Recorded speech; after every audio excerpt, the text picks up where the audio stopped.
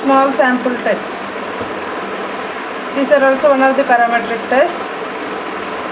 If the sample size n is small, then the distribution of standardized statistics may not be normally distributed.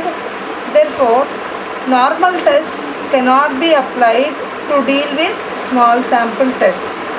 Okay, again I will repeat. If the sample size n is small, then the distribution of standardized statistics may not be normally distributed, means that they are not normally distributed.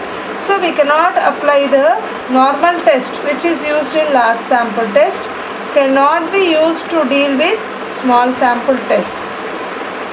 So another test called new techniques, tests of significance, also known as the called small sample tests, are applied to deal with such cases. So whenever you know that we indicate the sample size with n, whenever it is less than 30, we are going to consider that as a small sample test. So here always the samples are drawn from normal distribution, and that is the samples from which the population from which the samples are drawn are always normally distributed. So here, as these are one of the parametric tests, here also you have test on mean, test for difference of means, test for variance, test for correlation coefficient. But these are not, the test statistics are not normally distributed. They are, depending upon the case, they are distributed as, in some cases, t square, chi-square and f distributions. In large sample test, always the test statistic is denoted with Z, as the test statistic follows a n01 normal distribution with parameter 01. Unlike the large sample test, it is going to follow the sampling distributions called t chi-square f. So to discuss about this, you should know what is a t distribution, what is a chi-square, what is f. You know what is a t distribution. T statistic is defined as t is equal to x bar minus mu by s by root over n follows t n minus 1. Whenever a sample of size n is drawn from a normal distribution with mean, mu, variance, sigma square, a statistician called W.S. Gossett or student t distribution, observe that a statistic defined as a function, what is x bar here, sample mean, x bar minus mu by s by root over n, it follows a distribution called t distribution with n minus 1 degrees of freedom, where capital S square is nothing but 1 by n minus 1 xi minus x bar whole square is an unbiased estimator of sigma square. How do you define Z as x bar minus mu by sigma by root over n, as sigma s is the unbiased estimator of s square is the unbiased estimator of sigma square. Here we are replacing sigma with s, and we got a new statistic called t is equal to x bar minus mu by s by root over n follows a t distribution with minus 1 degrees of freedom.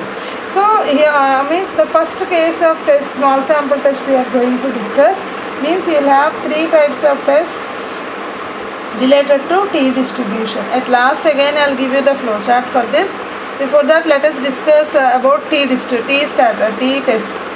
So based on t distribution, you have t test for single mean, second one t test for difference of means, which is also called independent means. Third one is nothing but paid t-test. Fourth one is nothing but t-test for correlation coefficient. These are the four tests we are going to discuss based on the t distribution. T-test for single mean, t-test for difference of means under independent samples, paid t-test, and t-test for correlation coefficient. So as we are calling this as a test again you will have the same process. called describing the sample data, writing the null hypothesis, writing the alternative hypothesis, writing the test statistic and making the decision. These are the common tests for either a parametric or non-parametric test, whether it is a large or small sample test. So here let us start with the first one called t-test for single mean. As you are calling, you should have a minimum idea as you are in division part. As you are calling, this is for single mean.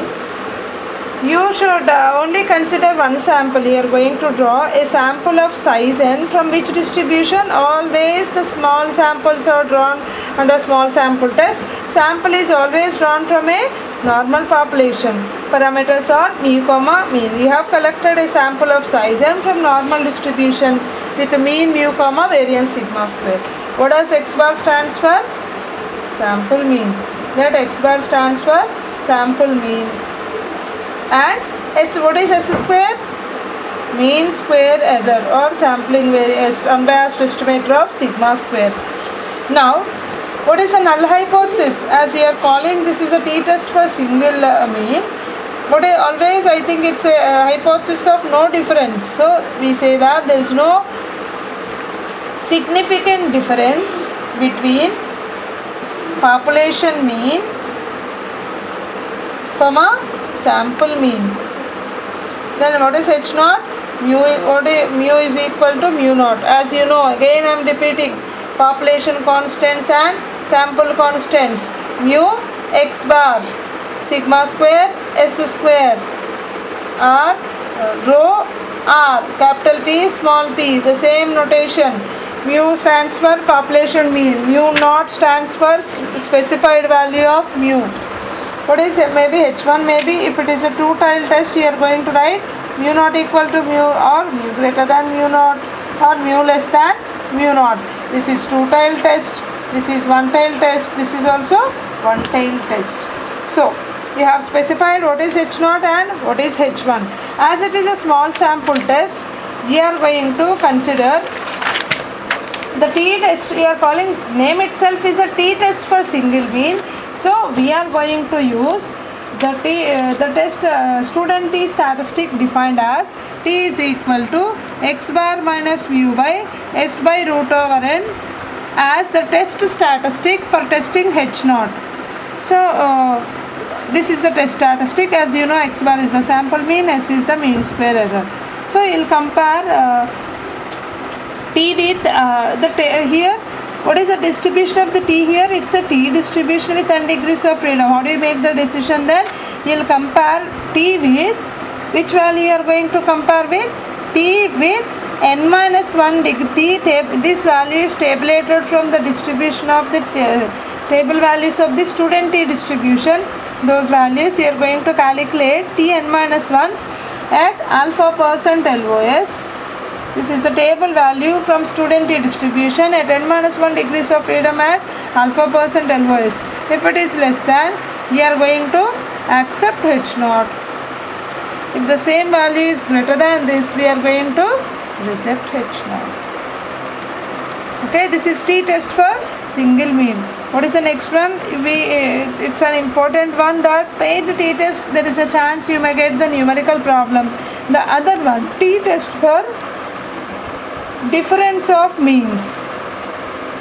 Here if they are independent, what do you mean by independent sample?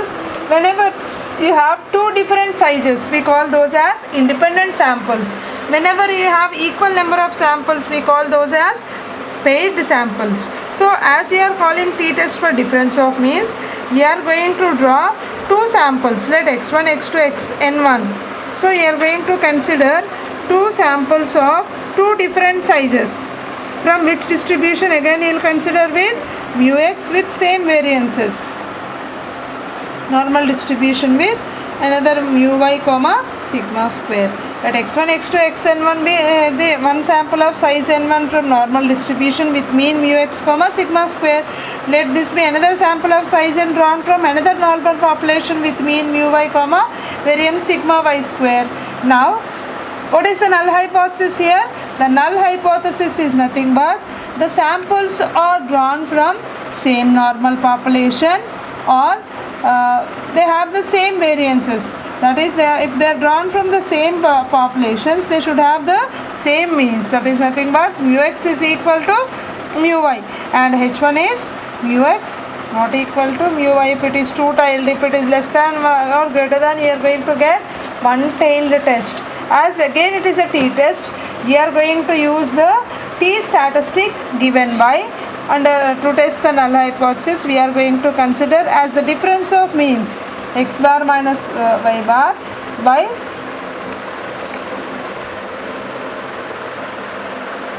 as we are calling they are drawn from the same population, you will get sigma by 1 by n1 plus 1 by n2. This follows t n1 plus n2 minus 2 degrees of freedom. Again difference means t is equal to first mean minus second mean as the difference of means by, as they are drawn from with same variances, you will get sigma 1 square by n1 plus sigma 2 square by n2. As sigma is common, it is taken out, it follows with n1 n2 plus n1 plus n2 minus 1. As the first sample has n1 minus 1 degrees of freedom, second one has n2 minus 1, on the whole you will get the degrees of freedom as n1 plus n2 minus 1. Now what is the estimator for sigma? Sigma can be estimated by n1 s1 square plus n2 s2 square by n1 plus n2. This is the estimator for sigma, where if at all other one is nothing but t is equal to x bar minus y bar by s by 1 by n1 plus 1 by n2, follows again t n1 plus n2 minus 2, where s square is nothing but pooled estimator of these two samples. So you will get n1 plus n2 minus 2 sigma deviations xi minus x bar whole square plus yi minus y bar whole square. If it is only for one sample, what is the formula for s square? 1 by n1 minus 1 sigma xi minus x bar whole square. As it is a pooled estimate, you will get xi minus x bar plus yi minus y bar whole square plus what are the total observations here? n1 plus n2 minus 2. Again you will compare t with t n1 plus n2 minus 2 degrees of freedom.